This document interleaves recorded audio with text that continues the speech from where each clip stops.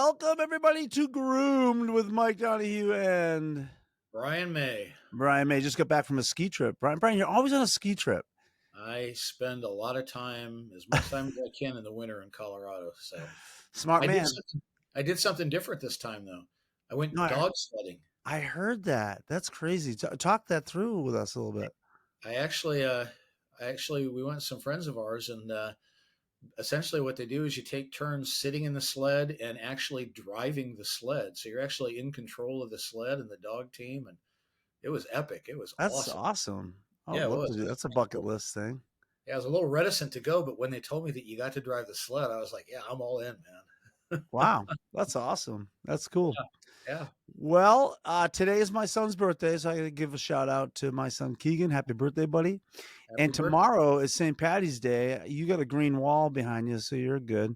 I got I my do. Celtic stuff on today. I do. Oh, Yeah. where am I? Here we go. Yeah. Um, yeah. So happy Saint. You know what I was growing up, Brian? That I thought it was St. Patty's Day because I grew up in Boston. So we never said St. Patrick's Day. We said St. Patty's Day. It's Yeah. St. Patty's Day, and I thought it was some chick named Patty that we were canonizing or whatever. So Sherilyn. Cheryl and I have a good friend who lives in O'Neill, Nebraska, which is like the yeah. Irish capital of Nebraska, and Yes. she's pretty much the Irish queen there. And they've greened the pond in O'Neill, and they Oh do the yeah. whole thing, man. Oh no, I do another podcast for parents called Talking to Brick Walls, and my co-host is from O'Neill. Oh, And we really? were talking about it. Yeah, we were talking about it yesterday. By the way, if you're a parent and you want to learn some more about parenting teenagers, especially teenagers, because that's my specialty, it's Talking to Brick Walls. Just go to YouTube and go onto that channel, Talking to Brick Walls. We just started the channel, but you can go to the website too, value-up.org, and go to the parent section, and there's a lot of resources and more to come for that. Just kind of a shameless plug on that. So, well, Brian, this week we got an article, a YouTube article, YouTube video sent to me, and I sent it to you from Lori Arms, one of my good friends, and the article was life changing for me. Like I watched it probably now 10 times. It's by a guy named Mark Chirana. I hope I have that pronunciation right, but Mark Chirana. And we're gonna put the link in the description of this video. But this was incredible. I actually sent this out to a bunch of friends of mine and people who are not so much friends of mine that needed to hear this. Because it was so good, basically the title of this was "The Rise of the CEO Pastor," and so I'm going to just read a little bit of this, the opening. I actually dictated the video, but you can watch this. But Brian and I are going to talk about this today because it's really a lot of what we've been talking about, Yep. and just to have somebody really crystallize it and verbalize it the way he did, validated it for me personally. I ended up dreaming about it. Like that's how much this is in my gut. This stuff that we've been living in the last couple of years of getting on this podcast. I wrote that book, and it really was great to hear somebody else say some of the same things. But let me skip to the chase here. Um, Somebody smarter than both of us put together for sure, right? Speak for yourself, brother. All right, brother. A couple of decades ago, the church stopped asking what it means to be faithful and started asking what it means to be successful. When pastors became managers, brand managers, congregations became consumers, pulpits became a place of influence rather than a place of sacred proclamation. So the CEO pastor is not a scriptural figure. They are products of an industrialized and efficiency driven culture that measures success by output, scalability, and visibility. Wow. Like that opening line got me right away. I mean, that's what he started with. And I was like, whoa, because we do get a lot of videos. People send us stuff, and I do trust Lori. I usually watch whatever she sends me, but we do get a lot. So you watch this stuff with a grain of salt. And so when it started with that, I was like, oh yeah, this is right on the same page. And the more we get into it, and we're gonna unpack it some more. But wow, I mean, that's exactly right. When churches, um, when pastors became CEOs and they became brand managers, and they care more about measuring success by numbers, influence, and that kind of thing than they do about actually shepherding people and caring about individual people. And so, Brian, you watched the video and a couple times, and we've been chatting about it. So, what's your thoughts? That statement encapsulizes a lot of the things that you and I have seen in our experiences, and as we look around at other churches in the news, we see this, and we've talked about this before, but it really isn't an isolated phenomenon, and that's one of the things that really validated it for me is that um, it's an epidemic among the church. And the way I would put it is that the church has lost its way because the church is not a business. You know, the church doesn't belong to the person who's running the church, who's at the head of the church, right? The church really is it's a group of people tr- in its purest form trying to move through help each other move through life in a difficult world, you know, in a healthy and supported way. And I think that's what, you know, that's what Jesus came to do, right? He came to say, hey, I'm going to show you a way to live in a world that's a lot harsher than the world that we live in, but to do it in a way that you can live with integrity and peace and love and value, and where you can care about others and you can care for yourself. Yeah, one of the things that he said, going into it a little bit more, he said we exchanged the slow cruciform, and I want to talk about that word a little bit because you don't hear that word a lot, but we exchanged the slow cruciform work of discipleship for expansion models and leadership models borrowed by Wall Street and Silicon Valley. Wow. Like Yeah. the cruciform approach, which is dying to yourself, which is the cross, like pick up your cross and the slow, and I like that when the slow work of discipleship, because it's not, I can't stand. I stopped going to church. I'm just going to be honest with people who are watching this. I can't go to box churches anymore. I can't go. And I love the guy that's running it, and I love his family. But it's still it's a box church. It's that fast discipleship. It's like get people into this funnel system that they go to the class, they learn the stuff, and they get them put into place. You got to get into your place because you got to feed this machine, keep this thing going. And I can't stand it, Brian. It really bothers me a lot. And just watching that video the other day just confirmed everything that I'm feeling.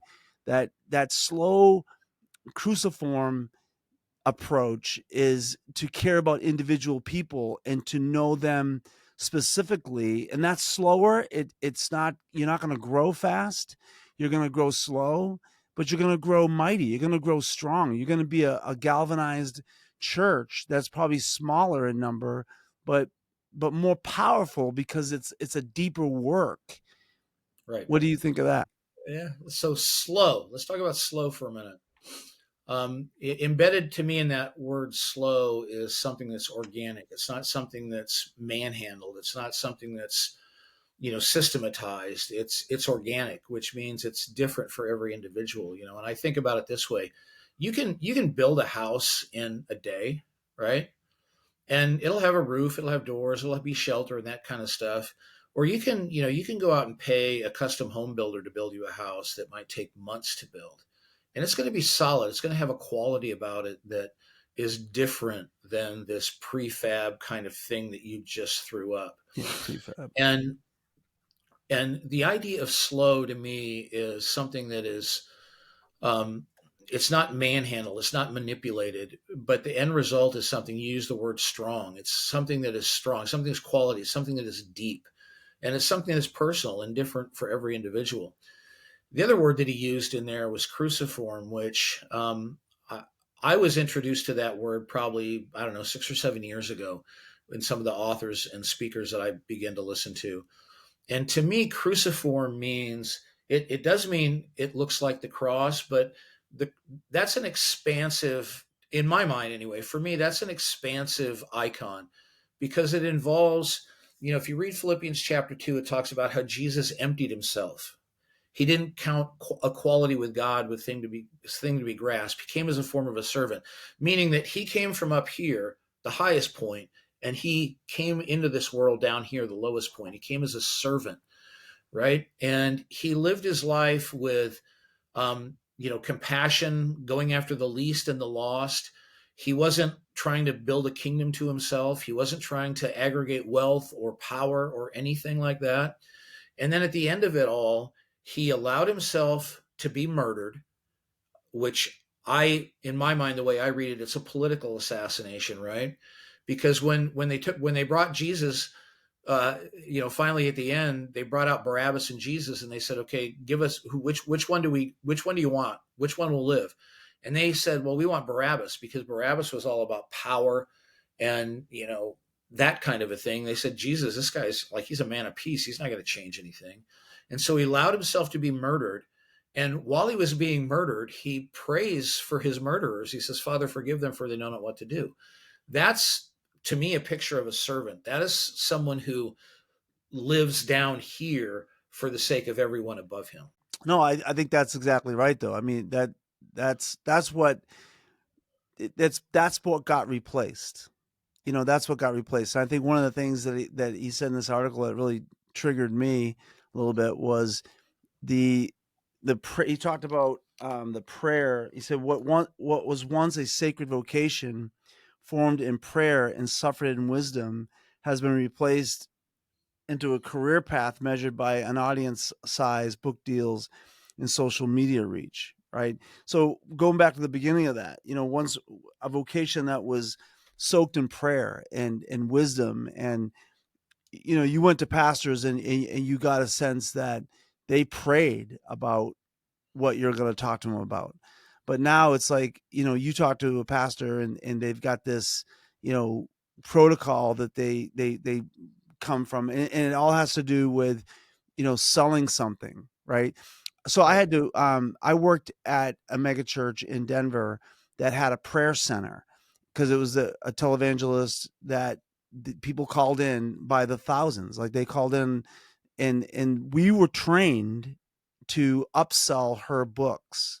So when somebody called in and said, I have a situation, pray for, financial da da da. She had a book on financial things. There was, and we had a list of things that we were supposed to upsell. After we said, okay, we're going to pray for you, we had to upsell them on some product that they had that had to do with, their prayer request. And so it was all a it was a funnel, right? Just a funnel system of basically selling her stuff, and that's what it feels like. The whole church world feels that way to me, right?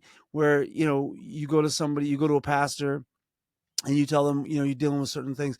They have a formula for you to get into, so you get in line, right? Get into your place. It's not individualized and shepherded.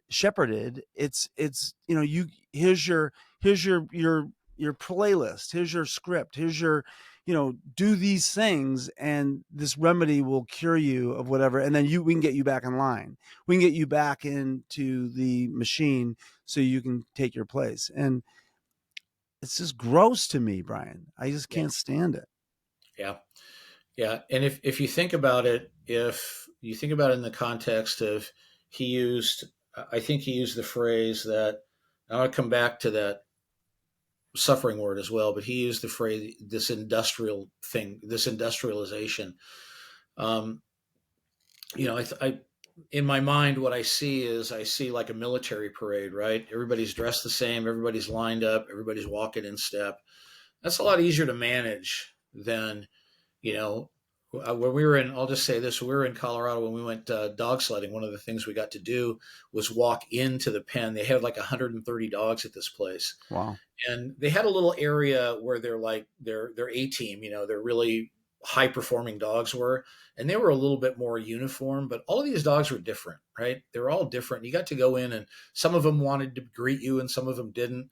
um, that's hard to manage, right? Because every one of those dogs is different. It's like every one of us people are different, and if we're really caring about, and when the guy would talk, when the guy like introduced his dog team to us, our 8 dogs, he talked about every one of them as an individual and what they were like and what their job was. But it was not like, okay, here's these 8 dogs and this is what they do. He says, here's these 8 dogs and this one's like this and this one's like this and this one's like this. And that's what life is like. That's what being a human is like. Each of us are unique, and individual. And that is what true spiritual formation, I'll use that term, should respect. Yeah. We're all on a different path. We're all on a different pace. We're all pointing in the same direction, but we're not walking in lockstep like an army marching in a parade. Yeah. And the reason that these large churches aren't like that is because that's difficult to manage. It's difficult to make that grow. It's difficult to build upon that because it requires a lot more work, and you're not going to grow back to that slow fast thing. You're not going to grow as fast. You're not going to be able to run your pyramid marketing scheme. It's like, okay, I'm going to get you in the door. I'm going to get you working. I'm going to get you giving us your money so that you can go out there and get somebody else to do the same thing. And then they're going to get 2 more of their friends to do the same thing. Pretty soon you got a lot of people and you got a lot of cash coming in the door. I mean, let's be honest. That's in large part what it's about. And I remember getting into that system back in Bellevue in the 80s. I remember when it happened. I remember feeling that at the beginning when I first started coming to that church, that they were really coming after me and they wanted to know Mike Donahue, the guy from Boston, the guy that, went through, traumatic time growing up and all that kind of stuff. And I felt discipled. I felt like people were really caring about me. But then there was a shift, there was a switch. Jeannie never gave me the time of day when I was in that process. When I was in that process of being cared for and loved, I didn't know who she was. She didn't know who I was. And that, and there was even some not his hostility, but I mentioned this in my book that I was a photographer in the Air Force, and so I was taking pictures for her one time, and she basically blew me off. I mean, I was taking pictures. I was with her for about an hour taking pictures of the school, and she was basically not really caring about the individual Mike Donahue. She was wanted, just get me to work, you know, as a Right. photographer. Well, then later on, about a year later, I had, you know, went through that machine and started to produce. I had a small group myself, and I remember introducing me to somebody. She said, "This is Mike Donahue. He's good now." I remember that specifically going, he's good now because he fits the machine now. He's producing. He's part of our machine. He's going to make us bigger. He's Yeah. part of that. He's going to make us bigger now. And my cell group was big, and I became accepted. And I remember in the back of my head going, "That's kind of bullshit," you know. Yep. But I was getting fed too. I was getting fed. My ego was getting fed, and I was patted on the back for all the good things I was doing, you know. So, yeah, Yeah. Yeah. We had a similar experience. However, I mean, it was full on for us when we came in because Cheryl had begun teaching. I was finishing up my last year or so of college. I mean, we had an overt like skill that they could use, right. right? She recruited me really hard to come and teach at the school. And, I mean, Cheryl's sharp, she's smart. She is. We had some things together. And I mean, we were like very she came after us hard right from the beginning. I think the very first retreat we went on, Cheryl was in Jeannie's rap cell, right? And that was a huge thing. Ooh, whoa! She made it to Yeah. the the A list. Yeah. And and it as I reflect back on it, if we'd have just been, if I'd have been, I don't know, if I'd have worked in a laundromat and, she was a cleaning lady, it would have been different for us. They just would have. Yeah, it was different. I mean, we watched that. We watched people that came in that weren't Yep. part of that, you know, sharp group, right? You were part of the sharp group. So was I. I wasn't at first, but then I became that way. And so, yeah, you get treated different. You do. You get treated a lot different. And that's crap. I can't even read my own writing here. What happens when you scale something that was never meant to be mechanized? You create systems that are unsustainable, leadership models that crush those that are involved. And that's what happens when you are a producer, and then maybe you get a conscience, or you start to do things different, and maybe you don't produce as much or whatever. You get crushed. And I remember this girl, I mentioned this at the last podcast, but it's worth mentioning again, that this girl that was I was at a funeral, and she was a wayward child. She was a girl that had been in our leadership team, and then this was after I left, though. But apparently she got ostracized by the church, and she said, when you guys started recruiting me at first, she goes, I just felt so much love, but when I got into leadership, Yeah. that's when things changed, and all of a sudden you guys expected things. And I was gone by the time she got into leadership, but or she was just low level when I was still there. But I helped create that machine, and so she felt that, she articulated that really well by saying that, like, I felt this way at the beginning, and then I felt this way when I got into leadership. And that's what he's basically saying. When we mechanize those systems, and we turn it into a factory instead of a discipleship, you know, place where people feel loved and cared about, that's what happens to them. They get crushed if they don't perform. Right? You can't keep them there. You can't keep that leader that was Right. producing and now Right. is not in the fold, because they're an advertisement for dysfunction in your system. Right? They're saying, they may even start talking and go, you know what, we don't like this way we're doing this anymore, and they become rebellious, and then we don't care about them anymore. We have to push them out. Right. If you're not performing the way we want you to, you're not behaving the way we need you to be this trophy of this system that we have, then we got to get you out. And I remember I put this in my book. There were no casual attendees in Sperino. Yeah. You were either in leadership or becoming in leadership.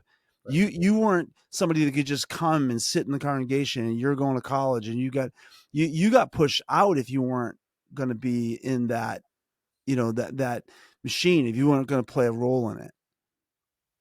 Yeah. Exactly. And that, back to his reference to how the church has turned from, this organic cruciform entity to a business, or taking leadership concepts from um, Silicon Valley.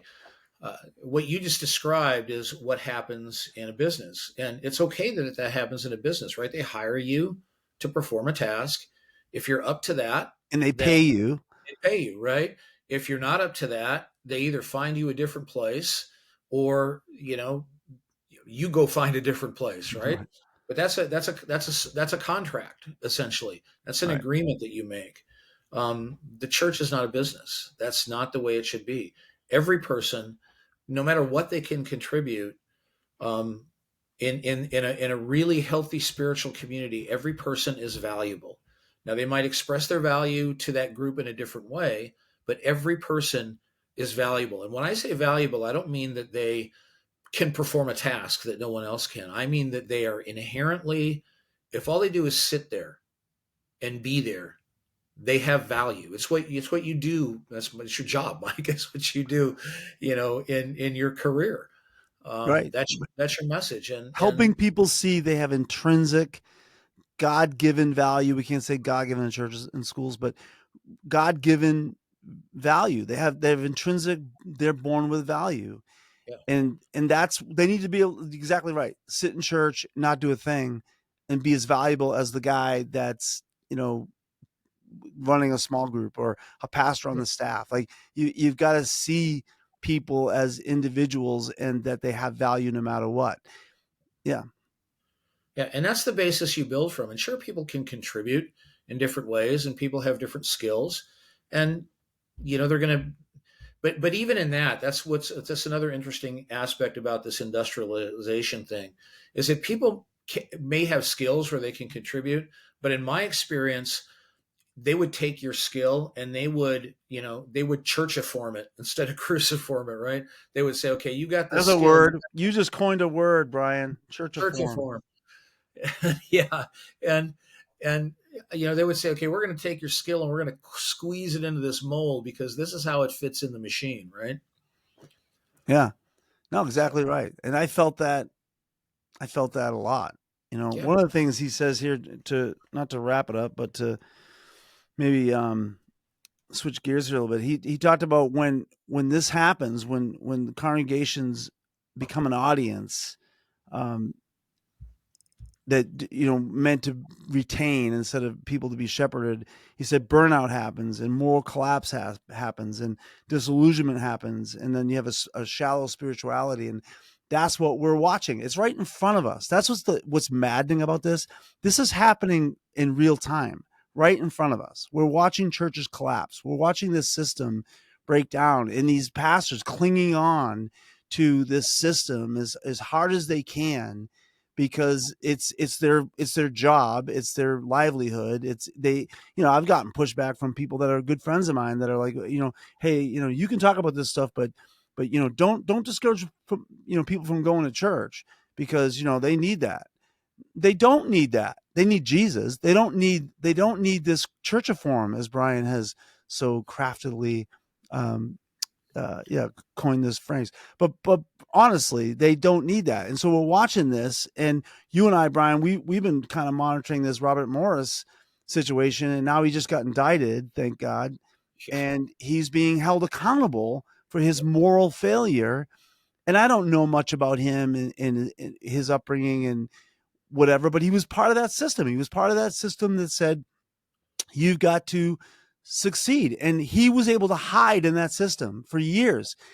People knew his board. Some people knew. He came out in the 80s and said that he had a moral failure, but nobody scratched the surface and looked beyond what yep, he said, because he was performing, right? They didn't know that there was a 12-year-old girl that was involved in this, and right, that he systematically groomed her to abuse her sexually, allegedly. And that's what the church did. The church protected him because he was performing, because he was a CEO and he was making people rich and he was making people successful in that numerical measuring system. So talk about that, Brian. I mean, that this is blowing. This is real time. This is happening in our face. This guy got indicted 2 days ago.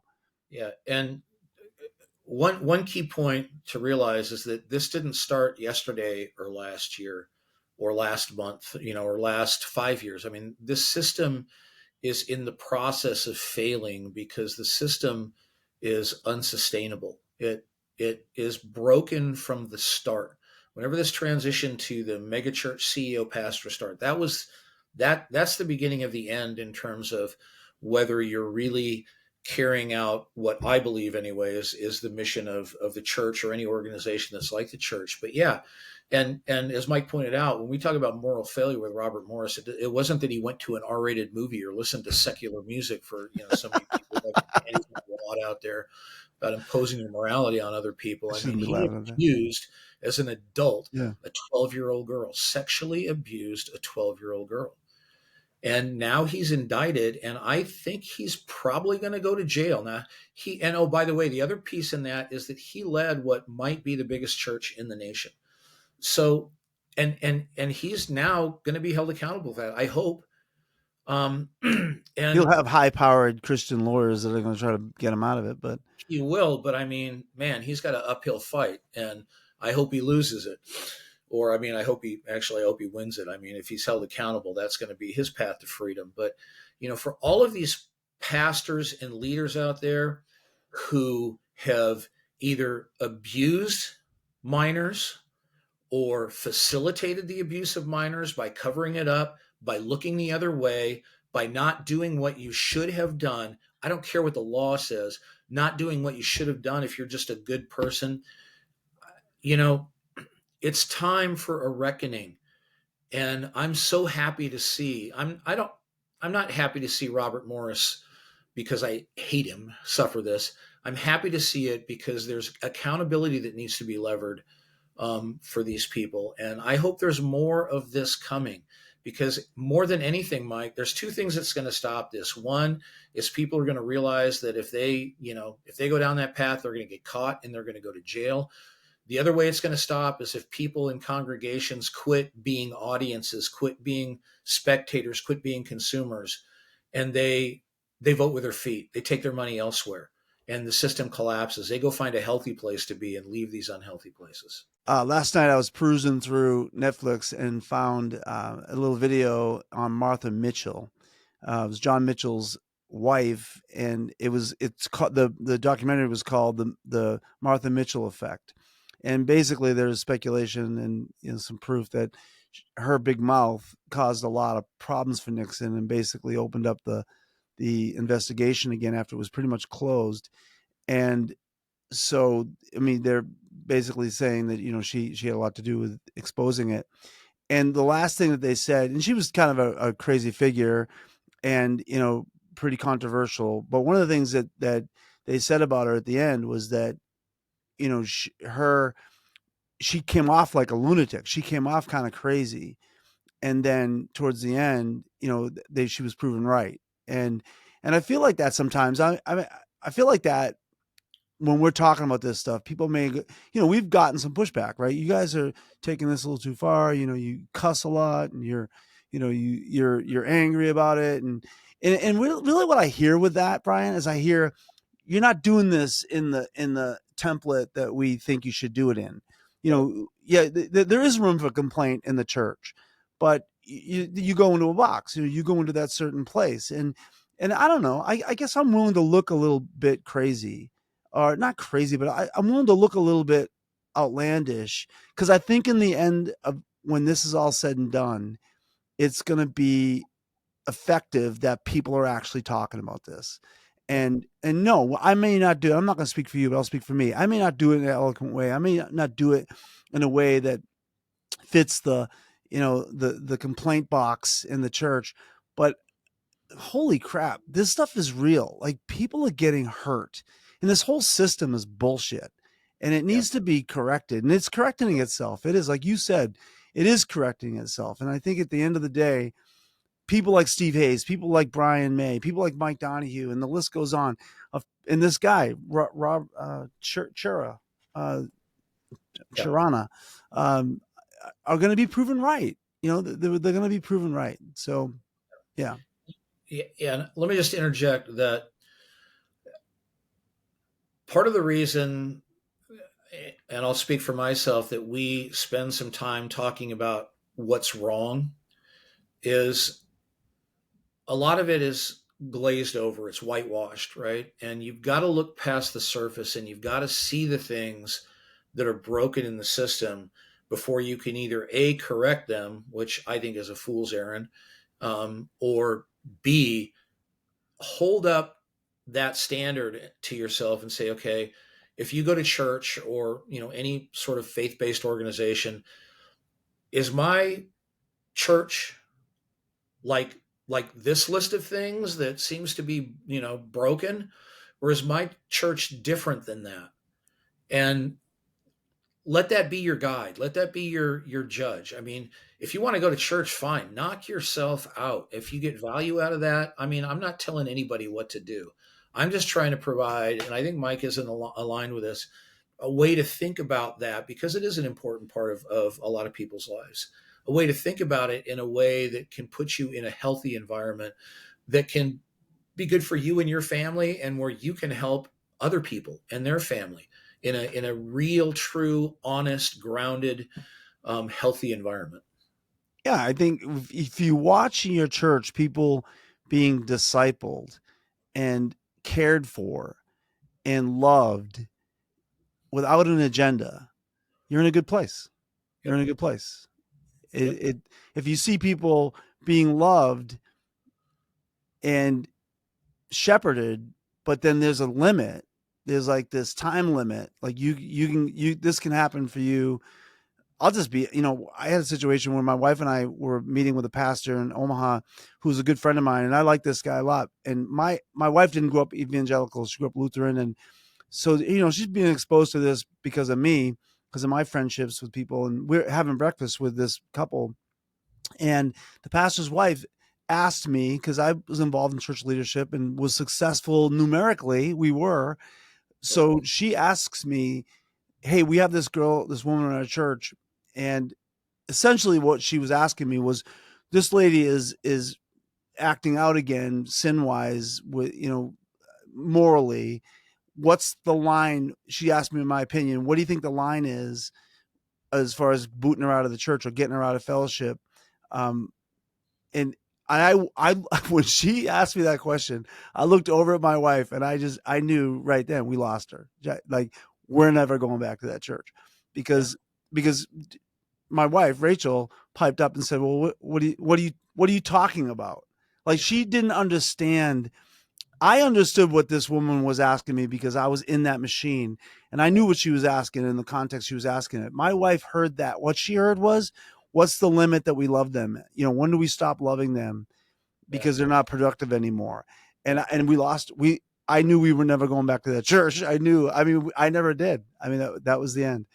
because she was not going to go support something like that, Yeah. because her heart was so right on. It was so right. It was more like Jesus than this pastor's wife. People are not assets and liabilities. I mean, if a person is going to harm someone, they're going to abuse children, that kind of a thing, you get them help. You call them out, you get them help. You don't just kick them out the door and say, go Right. practice your craft somewhere else.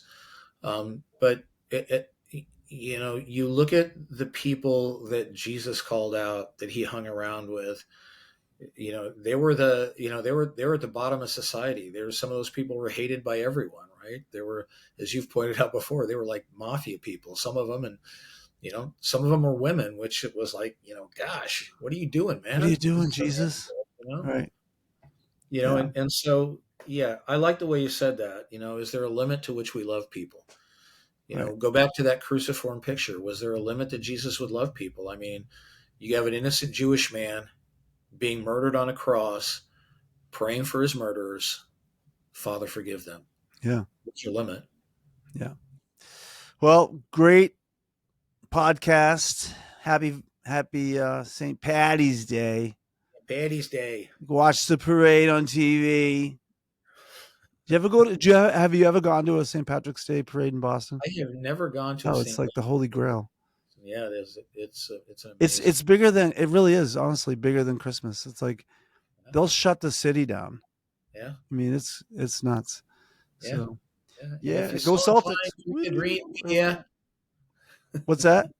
I said, if you're so inclined, drink a green beer. Have a green beer on the church, bastards.